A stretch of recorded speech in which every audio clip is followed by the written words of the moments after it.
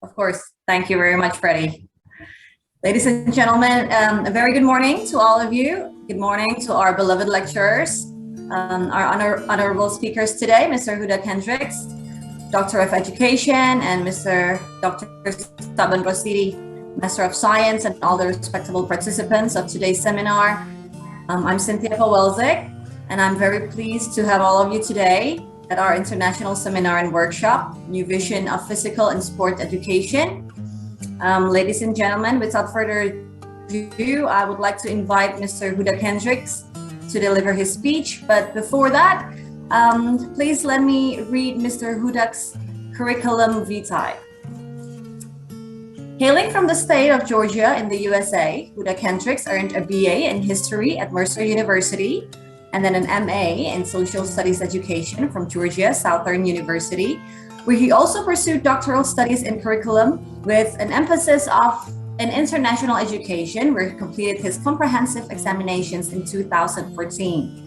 In 2009, Huda was awarded the IREX Fellowship through the U.S. Department of State and had the good fortune to travel to Indonesia in April of 2010. His experience was so inspiring that a career in international teaching soon followed, and Huda accepted a teaching position at the American School of El Salvador in July 2011.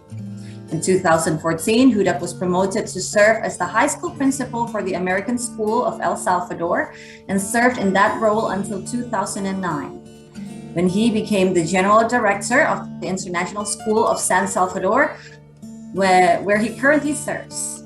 Huda still enjoys teaching one class in his current role and still has plans to return to Indonesia for a visit so that he can reconnect with the many amazing individuals he met during his time here. Mr. Hendricks, it's a pleasure having you here this morning. How are you doing today?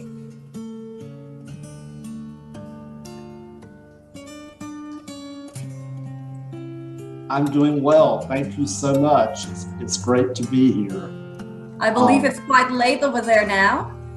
Well, it's not terribly late, but when you've been at work since early in the morning, then it's early evening here now. And so I'm probably not as fresh as I would be, but nevertheless, I'm excited to be here and look forward to sharing some ideas with you all that I hope will be beneficial for you today. Thank you very much for your time, Mr. Hendricks. We really appreciate you being here with us today. So yes, time is yours. You may start your speech. Okay. I probably will need to share my screen so that I can pull up my presentation. I think that I have access to do that. Yeah. We do. Can everyone see? Yes, we can see that clearly. Okay, good. So,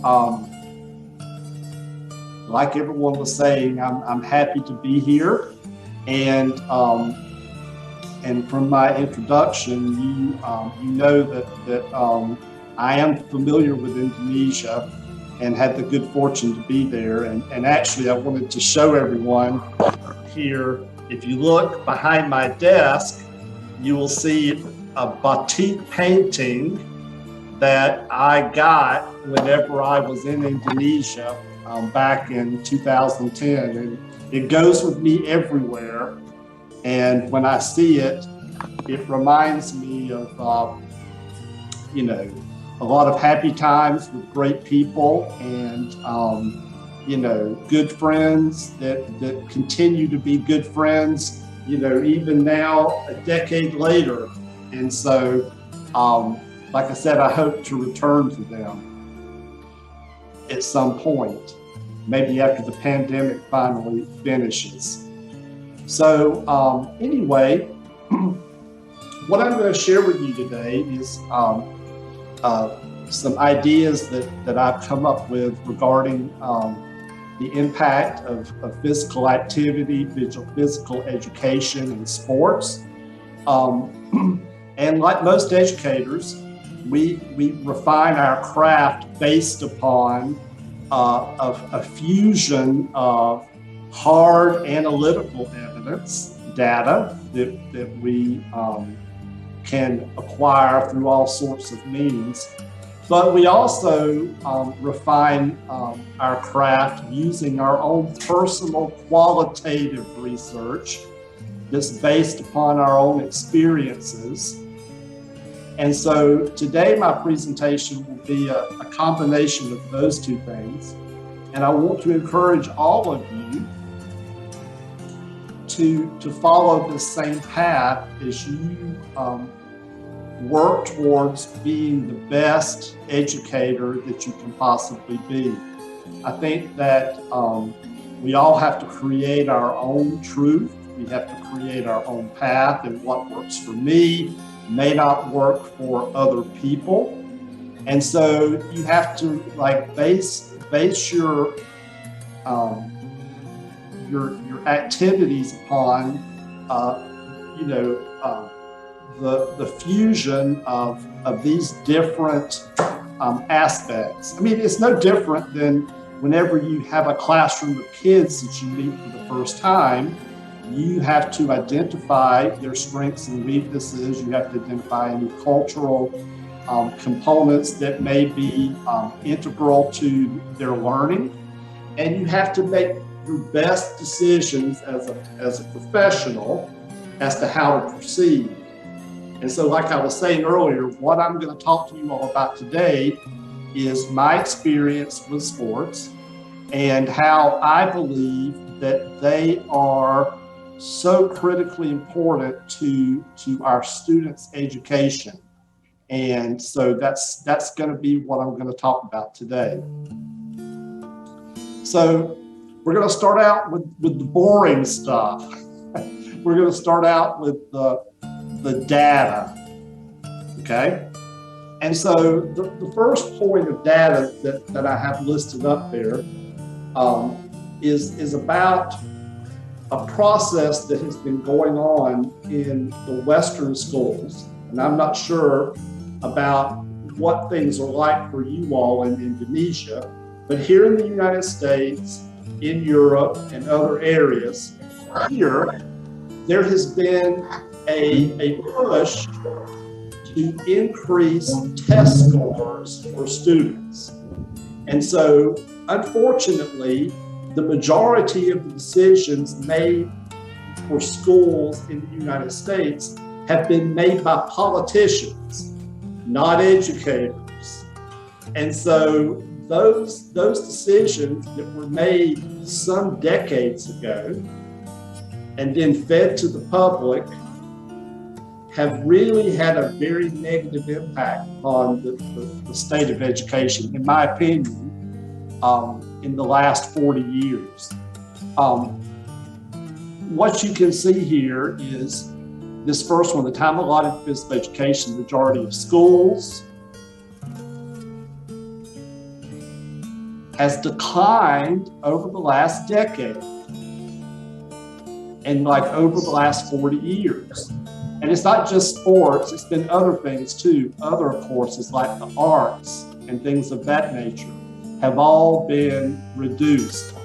And the idea was that by having kids in the classroom for a longer period of time studying math, that they're going to learn more math. But as we know, learning is a lot more complex than that. The second issue has been an idea that budget constraints, because there was a big push back starting in around 1980 during the administration of Ronald Reagan, where there was a big report that was produced called A Nation at Risk. And in the Nation at Risk report, the schools were demonized. And instead of trying to solve problems, they used those reports to assert more control by the government over the schools and to reduce their funding, both of which have had a significantly negative impact on the quality of education here in the United States. In addition, the process also led to what I believe was a more of an apartheid-like situation with education, where you had the rich schools who could afford, better quality teachers, better quality materials, those schools were able to continue to thrive, while schools in poor areas suffered because of the lack of government funding. And so, over time, these perceptions have become more and more pronounced, and it became sort of a self-fulfilling prophecy until you get to, say, the presidency of George W. Bush, where the school program that she had there was a nice label that was a lot of words, but not a lot of impact. It was called No Child Left Behind. Nah, ora paham mau Inggris ini.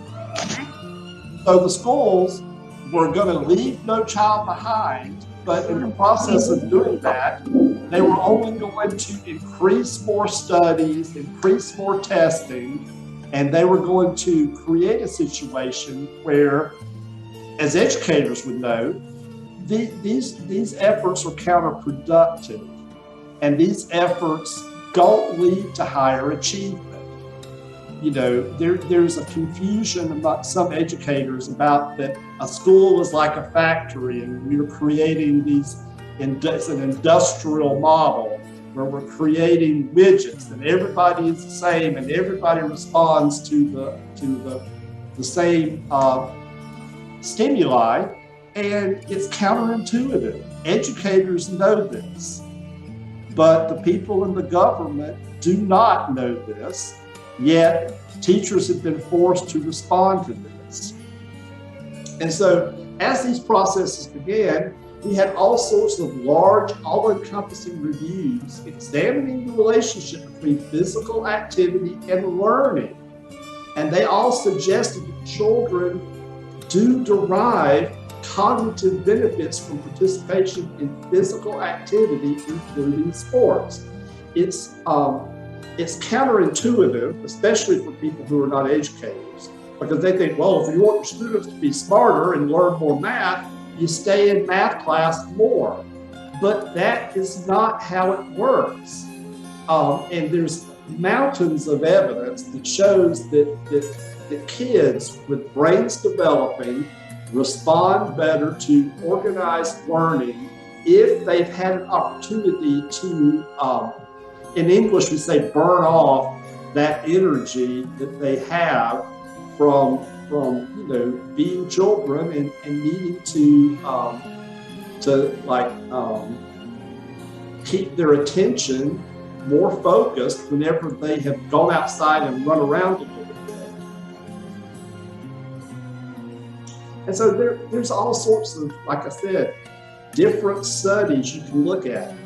Children receive cognitive benefits during physical activity. And because of that, not only do their brains focus better, but whenever their brains are better focused, their behavior in class is also enhanced. They're not nearly as prone to being disruptive in class if they've had an opportunity, like I said, to burn off additional energy. And here's another study. Oops. I clicked on it trying to make it go down. But anyway, you all get the idea. So the potential psychological and social benefits of physical education, physical activity, and sport indirectly enhance academic performance. And it does it in very different ways. It helps improve the mental health of the kids whenever they are not encumbered by all of this extra energy that they have as being a child growing up. I know when I get older now, I have a hard time remembering what it was like to be this bundle of energy, because now, I'm not quite so bubbly as I was, say, 40 years ago. But it helps them. The play, the physical activity all of those things not only contribute to the learning, but they contribute to the whole nature of what we're trying to do. You know, there was a big educational push maybe in the last 10 years ago where you're talking about the whole child, right? So you're going to train, you're going to teach the whole child, which included not just, you know, academic learning, but also social, emotional capacity, empathy, grit, all of those 21st century skills that we now are trying to figure out how to integrate into the curriculum. How do we assess them, right?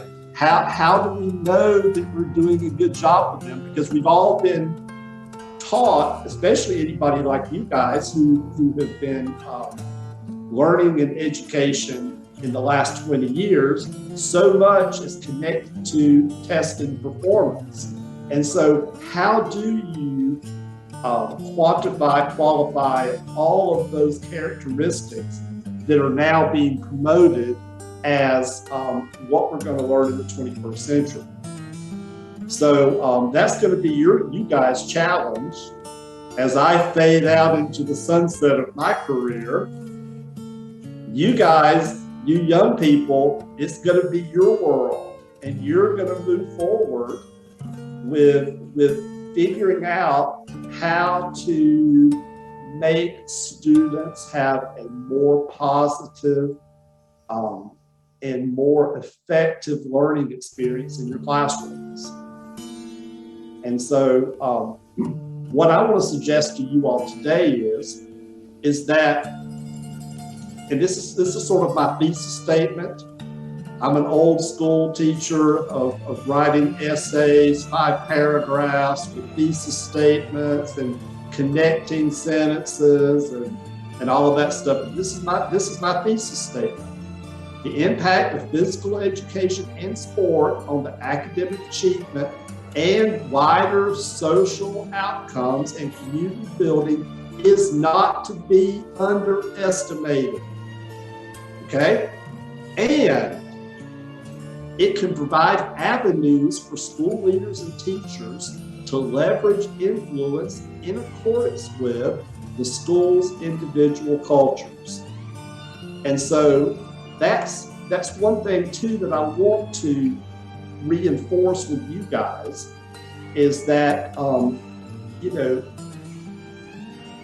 whatever we do in schools, it has to be based on best practices. It has to be based on research.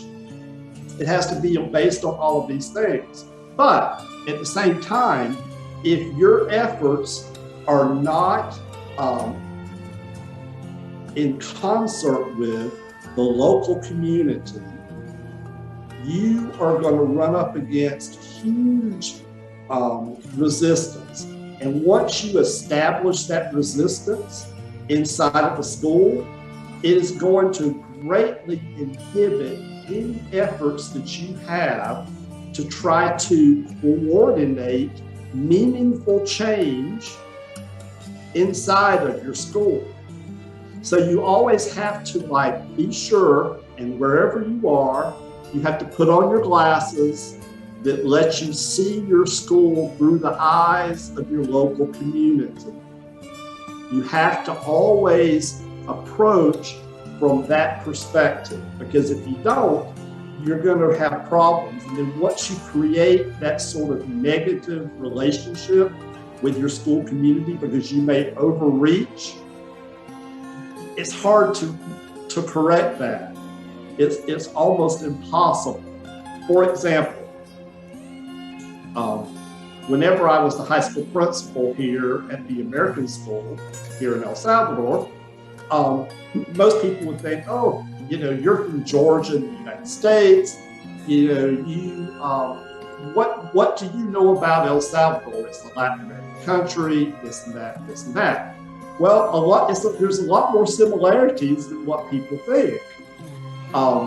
Both cultures are very conservative, very religious, very much family oriented. You have a hierarchical society. And so it was easy for me to come here and work. Now, the person who replaced me Nih, kalau in stop that role has made some really key errors in the last 2 or 3 years. And I'm not going to go into specifics, but it's made some key errors about, different things that were based upon his lack of understanding of the culture here. And he's sort of got to a place now where he has offended people so much that, that anything he suggests, even if it's a good idea, is going to be met with great resistance. And so, you have to be mindful of that. But what I was saying, though, was we underestimate how much your work in education can be enhanced by cultivating a positive sports community in your schools. And what I'm going to talk about next is going to be some ideas regarding that, and also share some anecdotal evidence from my own personal experiences about how it's worked and how it's worked for me as an educational leader in the last 8 years. So the first slide you have here is some evidence that says longitudinal studies suggest academic achievement is maintained and enhanced by increased physical education in sports. And so y'all are probably looking at this and saying, oh, this is a presentation about sports, but I don't see kids playing sports in these pictures, right? But what you are seeing are like 3 classic learning strategies that you will have in any classroom around the world. You're going to see, if you look here in the top right, you're going to see collaborative group work, okay, which is a great learning opportunity for kids. You're going to see kids engaging in similar activities in sports. If you have a team, kids learn how to work together as a cohesive unit in these types of behaviors inside a classroom. When they do it in the sport, it transfers into the classroom. If you look here in the bottom left, you'll see kids focused on intensive individual work, using fine motor skills. And those are some of the same skills too that you would have inside of a different sporting activity as well. Also here on the bottom right, you'll see these 2 cute girls working together as a pair, right? And performing their task for the day, which here they were playing pretend we're going to be a chef at school. And so even though these are educational activities, all of the behaviors you see here are reinforced in sports. I love this slide because I've got some great stories to share about some of the students you're going to see here. So the slide reads, when curricular time, 1 hour daily, is allocated to physical education and sports, learning proceeds more rapidly. And it does. And then there's another aspect to it that is also reinforced with students, because sports is a great equalizer. Because when you have sporting teams, you can have strong students, you can have medium students, and you can have weak students all together, right? In a situation where they develop the relationships that can then carry over into the classroom setting. And so your strong students in sports can help to motivate and inspire and stimulate and encourage your kids who are struggling. So if you look here in the top picture, this first guy who is facing the camera, he was like an all-star student. He was like Ivy League educated eventually. He's already graduated now from the University of Pennsylvania. You know, he got accepted to several Ivy League schools. And the same with the guy behind him, number 21. He was also a very strong student from a lower socioeconomic group, but nevertheless a very strong student. But then their best friend back here, number 12, you know, he struggled in school. He always had behavior problems. He was not the strongest student, but due to the influence of these two first kids here, who they were all together on the team, they were able to influence him to perform better in school. And actually, number 12 ended up getting a full scholarship to college on academics, even though he was not the strongest student. But it probably was because of the same sort of situation, where they connected with him and encouraged him to perform better. Same story with the guy here at the bottom, another struggling student who always was an excellent runner, but not strong in the classroom. But whenever we would go on our sporting event trips, this guy always shared a room with another student who now happens to be a graduate of Harvard. So even though Raphael was a weak student, he would hang out with Alejandro, and Alejandro helped to encourage him and helped him to be the best that he could be. And this is a way that sports creates a climate inside of your school that you really don't think about. But these connections, these human connections, are what make things so important.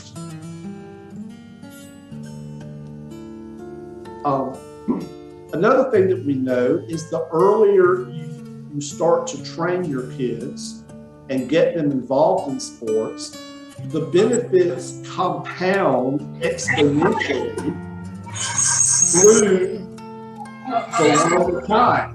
So whenever you have little kids already engaging in sports and they do it over a long period of time, then you're going to receive compounded benefits. It's like compounding interest on a savings account.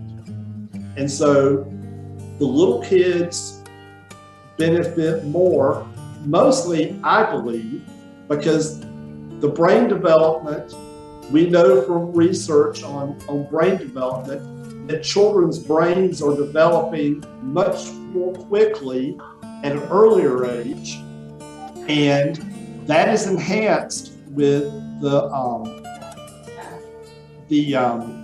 use of physical sport. In addition to the brain stimulation that they receive, the activities they use in sports also give them the capacity of developing fine motor skills that are critical for so many different activities now that you have to do, from writing to running your mouse to texting. All of the devices that we now depend upon are all require us to have fine motor skills, and those are all developed through sports and all sorts of physical activities. And the younger you start with them, and I'm going to show you all a picture at the end today of something I saw outside my window with my students. that reinforces how important the development of these physical characteristics, these physical skills are at an early age in helping our students become better learners. And so just like I was talking about earlier, another thing that helps people is not just the tactile skills that you develop through sports, but you also learn the perceptual skills. You learn to judge distance. You learn to be able to determine like how much time is taken for a particular activity. And you know, as we all know, as adults, we are required to make those determinations all the time. I was telling Sakban, you know, earlier today, I was like, listen, I've never done this presentation before. I don't know how long it's going to last. You know, this is the first time I've done it. I mean, based upon my experience of doing similar presentations, I can sort of figure out how long it's going to be. But nevertheless, you know, it's always uncharted territory. But these activities, these skills that kids learn through physical activity enhance their capacity to perform much more complex tasks later in life. And you don't even realize it when it's happening. But these little practice sessions are what build a whole series of very complex abilities that we all now use on a regular basis, and we don't even think about it. I learned this in 4th grade playing basketball.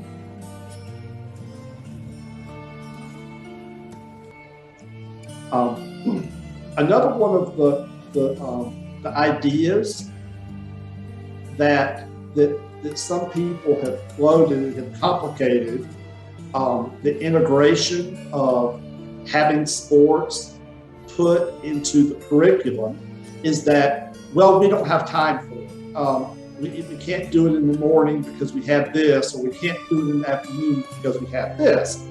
But what the research has shown is that the timing really is not, you know, that critical, because whenever the kids do the sport, it achieves the same goals.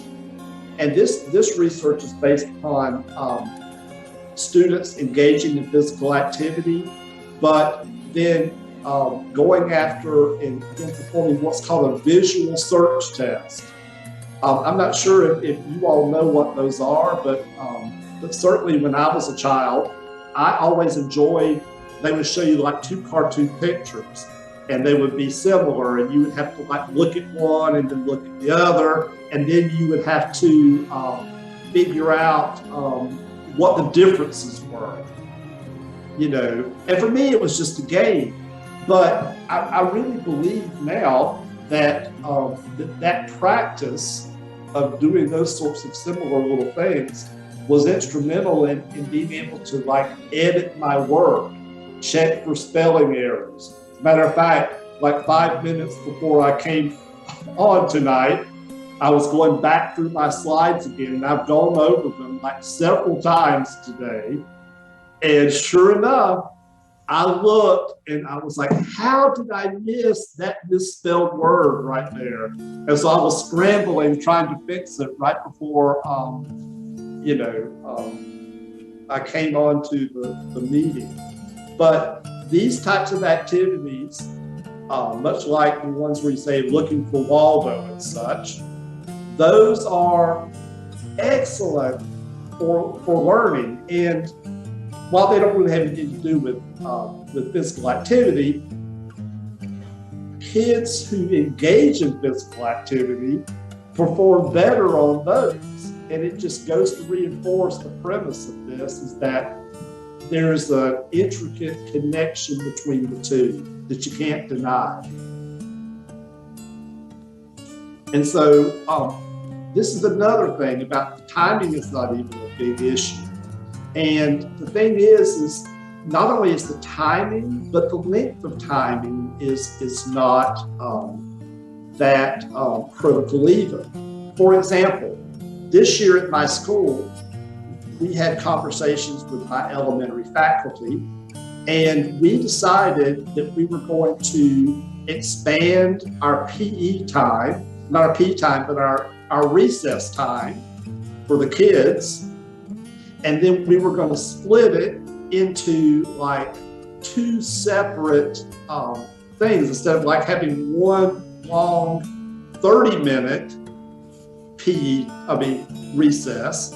We set it up so that we're going to have two classes and then a 20-minute recess, and then two classes and then 20 more minutes of recess, and then lunch. And so, we were, we're only taking 10 minutes away from our instructional time. But what I'm hearing from the teachers so far, of course, this is all qualitative, and we don't have any hard data yet. But the teachers feel like the kids are more engaged whenever they have like this sort of extended, recess after a couple of classes. It gives them a chance to go to the bathroom, they can drink water, they can have a snack, they can run around, they can sort of, be free for a few minutes. And then when they do come back to class, they are ready to get to business. And so like I said, just taking 10 minutes out of your instructional time is not that big of a deal. And I've always said that, if a good teacher can change the world in 20 minutes, you can really provide some really impactful instruction in just a short period of time. And really, truly, with the way kids' brains work now, and they're a lot more different than my generation, where we didn't have all of these short video segments. We didn't have TikTok. We didn't have Instagram. We didn't have, all of these video games affecting how we receive information. I think that it's absolutely critical that you have short bursts of education and then activity in short bursts. And I think that it's much more impactful. This is a picture that I took today outside of my office of just what I was just talking about, where break times offering physical activity or unorganized play improves classroom behavior and academic performance. So, oops, there it goes. So if you look at the picture here, I just adore this. If you look and you see like this little girl up here at the top of the playhouse, and she's like down, peeking down on the kids who are down here. And then this little girl is here and she's riding on the rope. And then these other kids over here, I'm not sure what they're doing. And there was another little girl that got cut off in the picture when I posted it, because it wouldn't fit to the size there. But she's going to be a gymnast in the future, because she is out here just doing cartwheels and doing backflips, and she's just having a big old time over here all by herself, and so this type of unorganized play, it's the best in individualized instruction for the kids, because the ones that want to play by themselves and do whatever, they can do that. Or you have other kids who are interacting together, and it's all done in a completely safe environment. You can see here we have the assistant ladies who are monitoring their behavior, and they're not telling them what to do, but they're helping them not make bad choices so that someone gets hurt. Invariably, sometimes it happens that one will fall down and skin their knee, but this is all part of growing up. And another thing that I want to point out to everybody is that, when we talk about sports and we talk about physical activity, we always seem to think only about organized, like a sporting, like football or basketball or volleyball or golf or tennis or something of that effect. Physical activity is not just confined to those team events. You can have dance, you can have yoga, you can do all sorts of stuff. As you see here, that this game that the kids are playing is not really a sport. It's like a dance, but nevertheless, it has two main components of what we want them to learn. You've got physical activity, they're jumping and running together. You've got, it's organized. And so, and the other great thing about it too is it builds teamwork. It builds collegiality. Even at this young age, I think these are like first graders who are all, they're working together. And as you see, do you see any adults? This is all, they're doing this themselves. And, that I like that because it shows that they have developed a relationship together. There's a sense of trust. There's a sense of understanding amongst them all. And they're all happy and learning together. And, that's what we want to have happen because this is what's going to develop them into adults that are going to be able to do the same thing in the workplace, later in life. Another thing that's important about athletics, and this is sort of venturing back to sports in a more organized way, is that whenever you have a school, like my school is a kindergarten through grade 12 school, and so there's like a continuum of activity, a series of rites of passage that occur with the kids. And so the big kids are here and they interact with the smaller kids.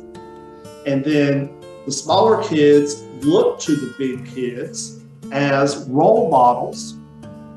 And this is something that's been lost in the United States because they've compartmentalized the schools. And so that like the elementary kids are separated, the middle school kids are separated, and the high school kids are separated.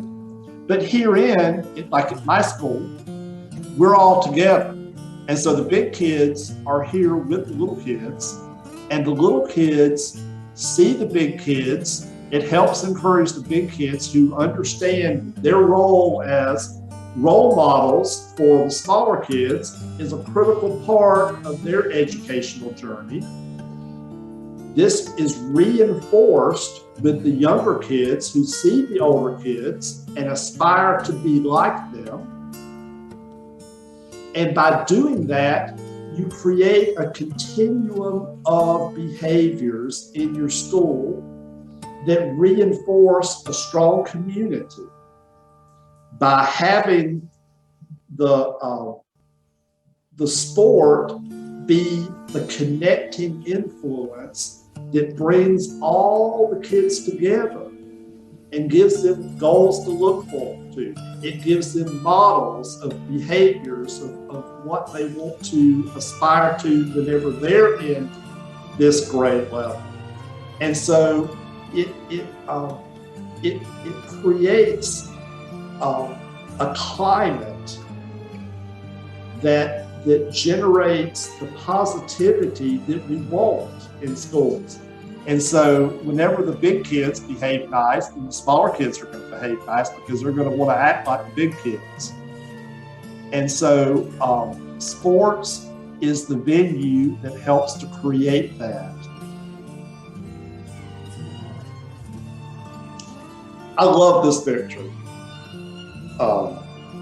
I don't know if you all can tell, but this picture was taken right as the sun was rising at the school that day. You can look up here and see that the outside light still was going. And you can look and see the glow of the rooms here under these little pyramid tops. And as you see here, here's a group of kids, they're up early. And we all know that teenagers are not prone to get up early, right? But for this activity, they're there. They're there, they're ready to participate. And so if you can get kids that excited about an activity that they're gonna come to school, it's gonna bleed over into their school attendance as well. Because like in most schools, at least my school, there's a requirement. If you're going to participate in a sporting activity, you have to go to classes that day. You can't not do one and not do the other. So this is one of the subtle ways that sports helps to encourage classroom attendance. And when kids are going to the classrooms, they're going to learn. Many other schools, like my schools, if you're not passing your classes, then you don't get to participate. And so whenever you have these expectations in place, you leverage those, and it helps to increase your students' academic performance. And even in some schools, and this is probably not an issue for you guys because it's a cultural thing, but like here in Latin America, families are very permissive about their students and their family and their kids going out into social situations where alcohol is permitted. And so when kids are in sports, they have to sign a contract with their coach that they are not going to go to parties and drink alcohol, because of that is going to negatively impact their ability to perform in sports. And so, this is another side benefit that we have seen by having kids be motivated in sport. It helps them with their academics, but it also helps outside of the school. It helps make sure that the positive aspects of the school culture permeate into those hours after 3 in the afternoon and before 8 o'clock in the morning, which is so critical in trying to help our kids develop in the best way possible.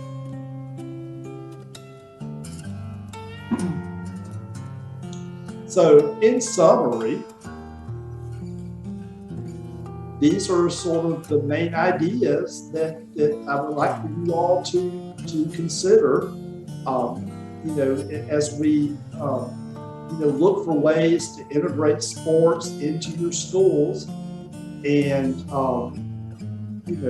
use them as a catapult, use them as a trampoline, use them as an activity to help your kids reach a higher level. Your sports programs should include, they should be innovative, inclusive, and engage all the students. It doesn't have to, you don't have to be a star athlete to engage in sports. You can bring water to the team. You can be a helper with the team. You can be a statistician with the team. If you're a technologically savvy kid who likes to make videos, you can make promotional videos of your classmates and use those to contribute to the overall program. There are lots of ways It's only limited by your imagination. Like I said before, the sports program should support multidimensional school aims. So when I'm talking about the multidimensional school aims, of course, I'm talking about academics, right? I'm also talking about, enhancing your school culture as far as creating conditions inside the school where positive attributes become the norm amongst your community, and sports can help you do that. It can also help you achieve positive relationships with your parents. And I'm going to show you a slide in a minute and talk more about that. But having the parents on board, developing relationships with them, using sports as the catalyst for this interaction, you can then leverage those relationships to move the school in directions and make change in a lot less conflicted environment. If you can develop trust between yourself and your parents as a school leader, then they will see you as an ally and not an enemy. Like I said before, you're going to support student attendance. You have to establish the expectations about why that's going to happen. And if you have kids in school, you're going to enhance academic achievement. And then also another critical element is by having the sports be a focus with a positive impact on the school, you can then use those students who are your stars, those students who are your performers, can then be leaders inside the school and can help contribute to enhancing your school culture. If you got your school's, stars of athletics who are walking the walk and talking the talk, then they're going to be influencers. Now here in this part of the 21st century, we talk about influencers, right, on social media. Well, your stars on your teams, they are the influencers. And they can impact your school culture in many positive ways. And by doing that, you can help everybody develop collective goals. It's not just, academic goals. It's all-encompassing goals of creating a school climate that's going to be supportive and inclusive and help kids develop those soft skills that are going to be so very important in the 21st century. So what I was showing you all earlier and talking about, and this is your secret weapon if you're a school leader. I'm from Georgia, and there's a saying in Georgia where we say, if mama ain't happy, ain't nobody happy. Okay? So if you can cultivate the relationships with the mothers in your school, you let them know how much you love their kids, you show interest in their kids, you get excited when their kids do well. Once you gain that trust with those mothers, they will be your best ally in all things related to the school. You got a problem with the kid's behavior, the mother is going to tend to it. You have a kid that's not turning in their homework on time, the mothers are going to take care of that for you. Once you develop that relationship with them, they are going to be like your army on your side. And then when the time comes, and in all the times in school, there are situations where change has to happen, right? we understand that. God knows that we've seen it in real life in the last 2 years with the pandemic, right? Oh my goodness, have we not just had to grapple with so much change so quickly, and it doesn't even seem like it's going to stop. It's been ongoing and it's very stressful. But if you have established the relationships with the mothers and you've gained their trust and they know that you love their children and you're doing your best to provide them with the most excellent education possible, they will be your allies, even though they may not understand or appreciate what you're trying to do. They will support you overall. It is critically important. Another thing that's important about sports is that I put these pictures up here because I wanted you all to see that whenever you have sports in the school, it's absolutely imperative that everyone is involved. You've got to have the very youngest of your learners, right? Supporting and encouraging and feeling like they're a part of your efforts. And you have to go all the way up to the general director and the chairman of the school board. They have to be involved too. It has to be a united community event in order for you to be able to access all of the multidimensional ways that sports can help enhance your educational program. You have to build from the youngest and go to the very oldest. And so, this is my school here in El Salvador. And I just thought y'all might want to see what it was. Here's my home. I stay here most all day long. And then finally, this is the picture that I wanted to show you all from today. I took this afternoon about 3 o'clock.